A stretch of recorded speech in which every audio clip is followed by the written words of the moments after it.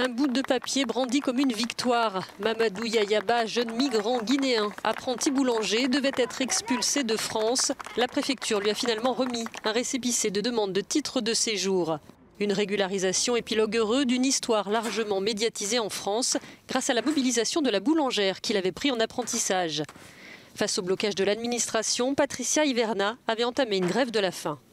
Grâce à Patricia, je peux dire que ma vie elle est sauvée en France. La boulangère, installée dans une commune rurale de l'Ain, a perdu près de 10 kilos, mais ne regrette pas son action coup de poing. Yaya, c'est la seule personne qui nous a demandé de venir ici en apprentissage parce qu'on est à la campagne, parce que c'est un travail quand même, il faut être extrêmement courageux, hein, on travaille une bonne partie de la nuit.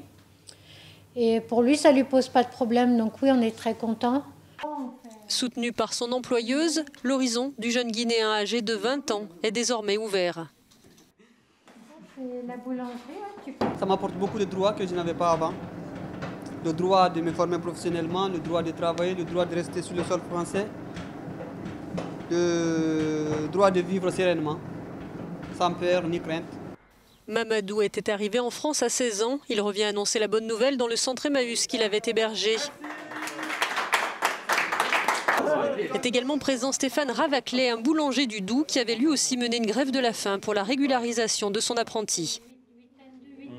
On a des jeunes migrants qui ont faim de travailler, qui ont faim de vivre.